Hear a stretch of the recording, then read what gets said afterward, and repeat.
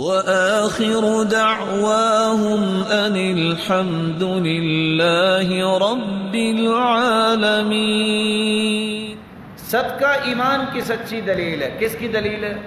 صدقہ جسمانی بیماریوں کا علاج ہے۔ داؤ مرضاکم بالصدقہ۔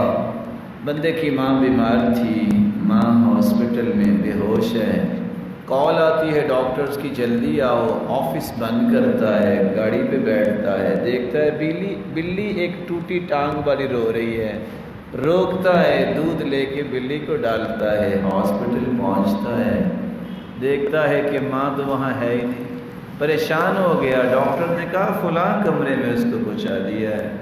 وہاں جا کے دیکھا تو ماں مسکرا رہی تھی جو کتنے دنوں سے بے ہوش تھی۔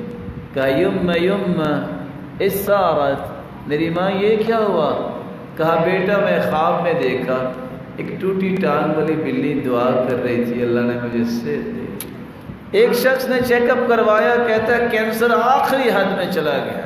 ڈاکٹرز نے کہا یورپ کا سفر کیا، ڈاکٹر نے کہا اب یہاں سے بات کر لو، واپس نہ جاؤ، شاید تم واپس جا ہی نہ سکو۔ کہتا نہیں، میں نے ایک مرتبہ ضرور جانا ہے بچوں کے پاس۔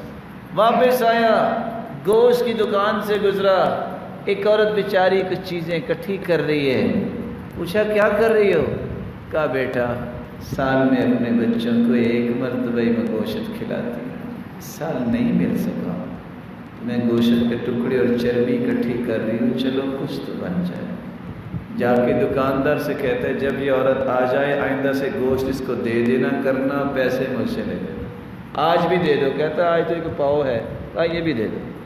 یہاں سے مل ملا کے وسیلے کر کے واپس پہنچا، چیک اپ کیا، کہتے ہیں آپ وہی ہیں جو پہلے آئے تھے؟ کہتا ہے وہی۔ کہتا ہے کسی ہاسپٹل میں داخل رہے ہیں؟ کہتا ہے نہیں۔ کہتا ہے کوئی دوائی کھائی ہے؟ کہتا ہے نہیں۔ کسی طبیب کے پاس گئے ہیں؟ کہتا ہے نہیں۔ کہتا ہے آپ کو تو کینسر ہے ہی نہیں، آپ جھوٹ بول رہے ہیں، آپ صحیح صحیح بتائیں کہاں سے دوائی لی ہے؟ کہا دوائی نہیں لی، میں نے ایک پاؤ گوشت دیا، اللہ نے میری بیماری دور کر دی۔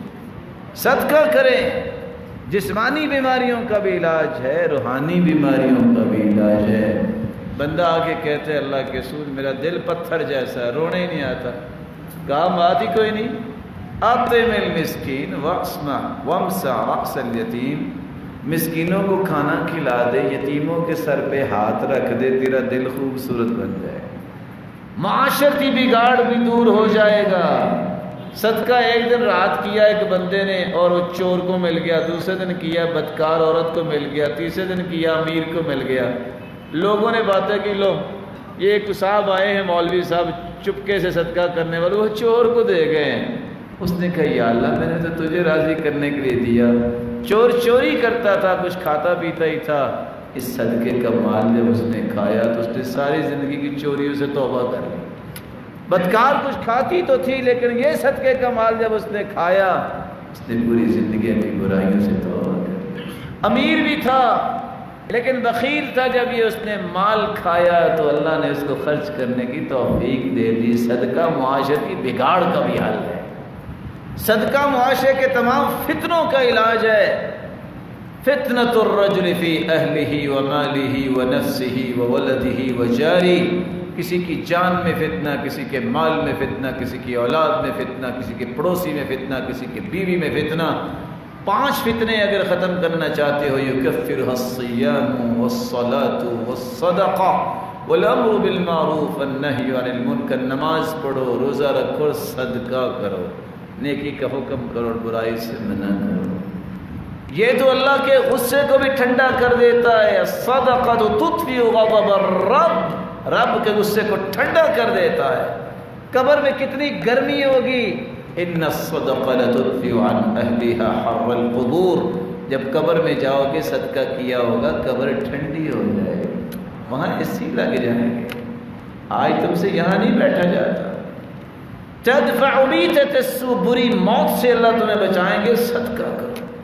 قیامت کے دن قبر سے نکلو گے، ذل المؤمن یوم القیامت صدقتہ، یہ صدقہ چھتری، امبریلا اور مظلہ بن جائے گی، اس کے نیچے آپ چلتے چلتے اللہ کے پاس جائیں گے، آپ کو دھوپ نہیں لگے گی، سورج کی تپش محسوس نہیں ہوگی۔ سبعۃ یظلھم اللہ فی ظلہ، 7 لوگ اللہ کے عرش کے سائے تلے ہوں گے، ان میں ایک وہ ہے جو صدقہ کرے گا۔